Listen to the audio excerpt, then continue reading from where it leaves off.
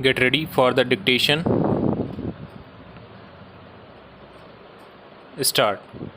The honorable member has raised a very important question, and it is something to which we give serious consideration.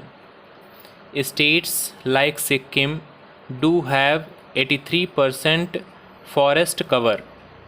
There are other states like Goa where development is almost not possible because, on the one hand, we have the Coastal Zone Act which prohibits development, and on the other hand, we have reserved forests and protected forests, and in between the corridor is so narrow that development is barely possible.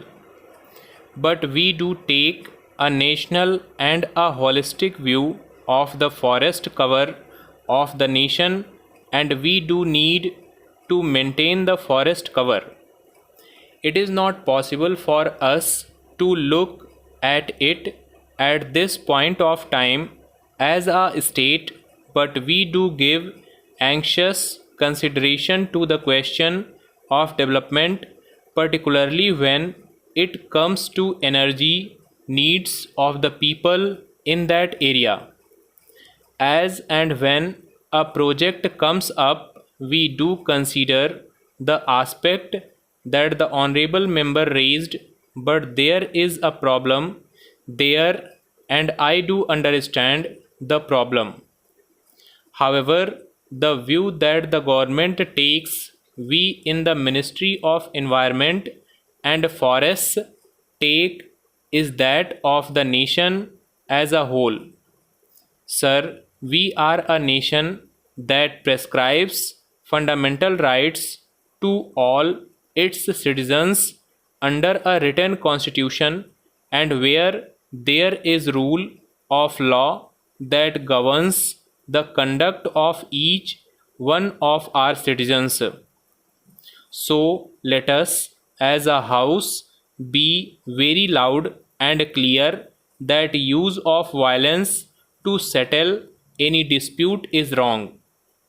The right to movement, liberty, and life are fundamental and are guaranteed under Article 21 of the Constitution. Using violence to take lives is wrong even when it is about sensitive issues like protecting cows. So, Sir, our Prime Minister and our government are absolutely right in condemning it and asking state governments and the police to ensure that law is enforced and prosecution is robust when laws are broken. Sir, I wish to make three broad points. Let me start by doing some plain speaking.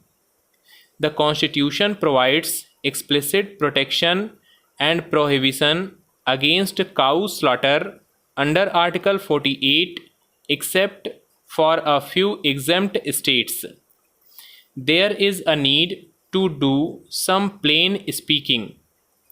The sensitivities of the Hindu community are as important as the sensitivities of all other communities in the country. I am sure all my colleagues would accept that basic principle. So, if a large majority of Hindus in some parts of our country have strong views about the treatment of cows, there is no escaping the fact that those views have to be addressed and debated, and not just trifled with or dismissed as inconvenient to some. That is the nature of our democracy. So, when members of the Congress or some in the left slaughter a cow on the streets of Kerala or have beef meals, then let us be clear that this is a great provocation to a community that considers this as a sensitive issue. Sir, I am only doing some plain speaking, and I do think that this needs to be said.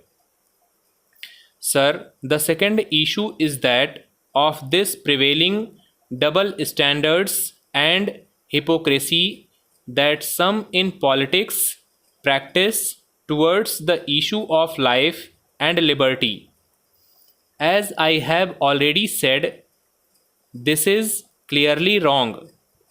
Lynching needs to be punished under law, but violent crimes should not have double standards, like my colleague, the Minister for Human Resource Development, said. I will dwell upon only three important legal issues.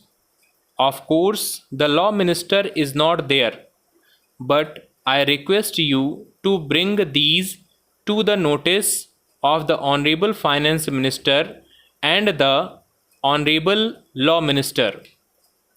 I have three important suggestions which I would like to make on behalf of my party in this regard. The first issue is about strengthening the legislation. The second issue is about strengthening and reforming the police, and the third issue is about curbing the rumor mongering. I will dwell upon these three issues. The first issue is about strengthening the legislation.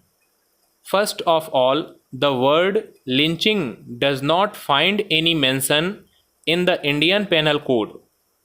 Therefore, there is every necessity for us to amend the law, particularly the Indian Penal Code, where the word lynching has to be defined in the Act. It has to be defined in the Indian Penal Code to make the mechanism of justice delivery more effective. If the government feels that no such amendment is required to be made insofar as this issue is concerned, then, like in the case of rape and other criminal actions, a separate law can be made. The second point to which I would like to draw the attention of the Minister in section 223A of the Criminal Procedure Code. It says that the persons or more involved in the same offence in the same act can be tried together. This has not given enough legal teeth to the justice delivery mechanism.